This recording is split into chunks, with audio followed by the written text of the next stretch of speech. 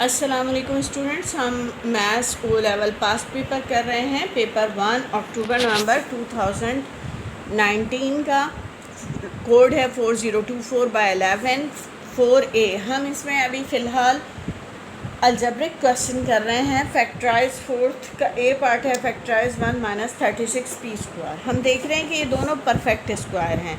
1 का perfect square होता है और 36p² जो है 6p² होता है।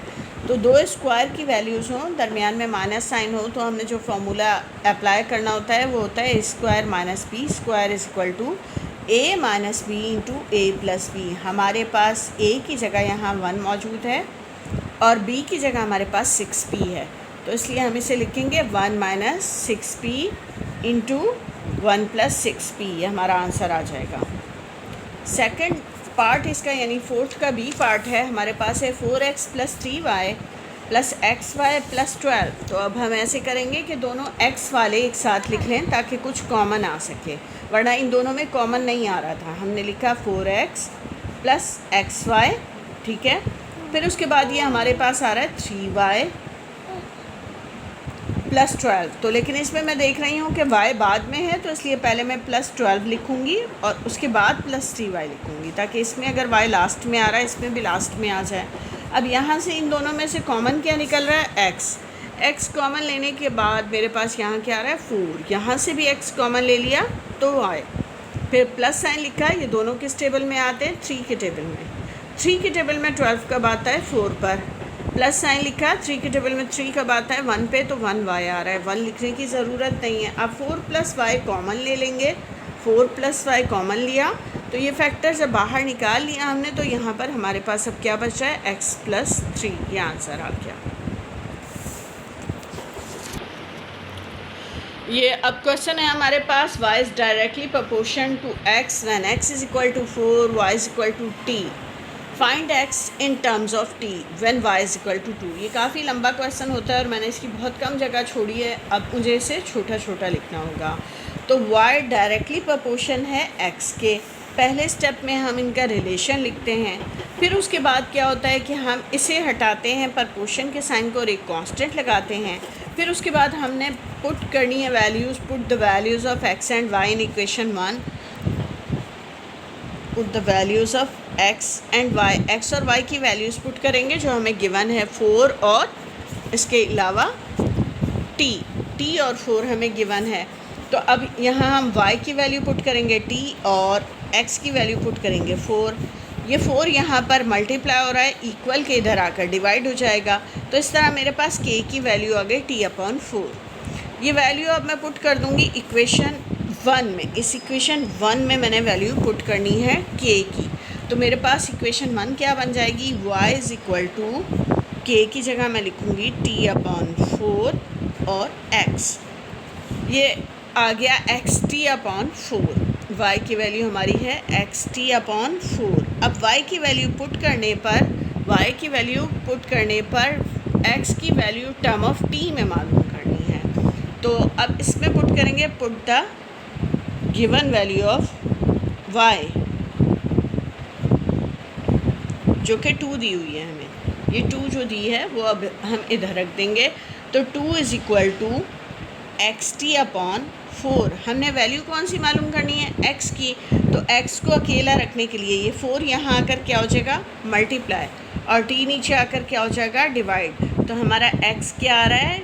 2 × 4 = 8 और t नीचे आकर डिवाइड हो गया 8/t। ये हमारा आंसर है। x = 8/t।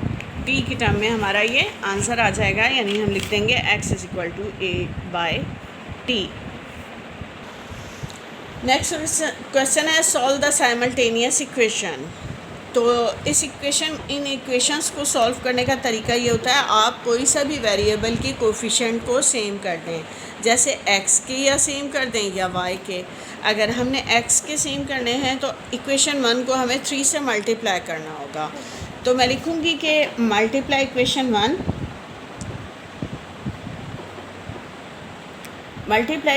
1 by 3 and then add लिखूँ? नहीं, ऐड नहीं लिखूँगी क्योंकि दोनों के साइन सेम है। अगर मैं ऐड करूँगी तो 3 और 3 6 प्लस हो जाएगा, तो फिर मुझे सब्ट्रैक्ट करना पड़ेगा, and then subtract from equation 2। Equation 2 में से सब्ट्रैक्ट कर दूँ। ये मेरी इक्वेशन 1 है, ये इक्वेशन 2 है। 2 में से सब्ट्रैक्ट करना है ना, इसलिए मैं 2 ऊपर लिखूँगी। 3x + 2y = 18। ये मेरी इक्वेशन 2 है, ठीक है। अब मैं इक्वेशन 1 को चेंज करके लेकर आऊँगी। सॉरी, ये 18 नहीं है, 8 है। अब इक्वेशन 1 को 3 से मल्टीप्लाई करना है। 3 × 1 = 3x + 3 × 4 = 12y, 3 × 1 = 3। अब साइन चेंज कर लेंगे, सब्ट्रैक्ट में साइन चेंज होता है ना। ये प्लस है, माइनस लिख देंगे, प्लस को नज़रअंदाज कर देंगे। ये प्लस है, माइनस लिख देंगे, माइनस यूज़ होगा। यहाँ कुछ नहीं है तो प्लस है, माइनस लिखेंगे। अब 3 में से 3 कैंसिल हो गया, ख़त्म हो गया। और यहाँ अब साइन पढ़ेंगे तो ये 2 पढ़ेंगे, ये नहीं पढ़ेंगे। प्लस माइनस माइनस, यानी माइनस करना है। 12 में से 2 माइनस किया, 10y। और जब साइन लिख रहे हैं तो बड़ी वैल्यू का, बड़ी वैल्यू 12 है और इसका साइन माइनस है। फिर ये प्लस माइनस माइनस, 8 में से 3 माइनस किया, 5 आ गया। और बड़ी वैल्यू का साइन यानी 8 का साइन वो पॉजिटिव है। अब ये -10 यहाँ मल्टीप्लाई हो रहा है y के साथ, दूसरी तरफ आकर डिवाइड हो जाएगा। 5/10 -10, 5 × 1 = 5, 5 × 2 = 10। तो y का आंसर हमारा आ गया -1/2, y -1/2। अब x की वैल्यू मालूम करने के लिए आप इन दोनों इक्वेशन में से किसी में भी y की वैल्यू पुट कर देंगे। तो put the value of y in equation 1।